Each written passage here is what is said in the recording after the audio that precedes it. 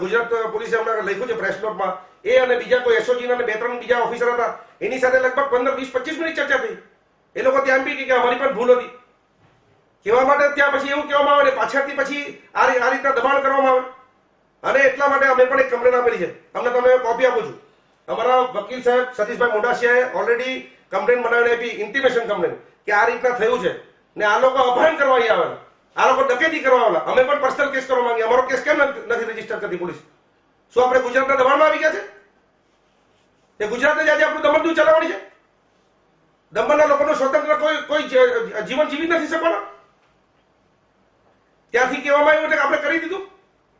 અમે પણ એ કમ્પ્લેન આપી છે. આ જેટલા પણ શખ્સ અહીંયા પકડવા માટે આવવાના છે, ભલે કાનૂનનું કામ કરે, અમે પણ કાનૂનના દરવાજે અમને વિશ્વાસ છે, અમે પણ કાનૂન પાસે જશું ને એ લોકોના પર પણ પર્સનલ એફઆઈઆર અમે કરવા માંગીએ. ડકોઈતીની અમે એફઆઈઆર કરવા માંગીએ. તમે જોર જબરજસ્તી કોઈને ગાલીને તમે ત્યાંથી પૈસા ઉઘરાવવાનું કામ કરવા એ લોકો અહીંયા આવ્યા હતા. જો એ લોકો એવું ન કરવાનો હોત તો એ લોકોએ ત્યાં બરાબર ઇન્ટિમેશન આપ્યું હોત, પોલીસ સ્ટેશનમાં વાત કરી હોત. મેં જયારે એસપી ની સાથે વાત કરી, એસપી કે મને નથી ખબર. તો ભાઈ કેવી વાત આવે?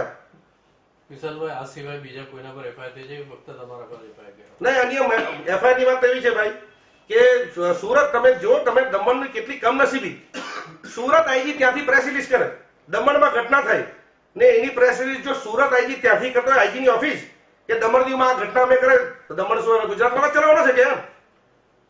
ભલે જેને જે સમજવું હોય તે સમજી લે, પરંતુ આ ચાલવા દેશું નહીં. દમણના યુવાનો બધા સાથ આપશે, દમણના વેપારીઓ સાથ આપશે, બધા જ દમણની નાગરિક છે, આ મુદ્દે સાથે રહેશે. મને બિલકુલ એવો વિશ્વાસ છે, કારણ કે હવે અતિ થવા લાગ્યું ને અતિ સહન કરશું નહીં.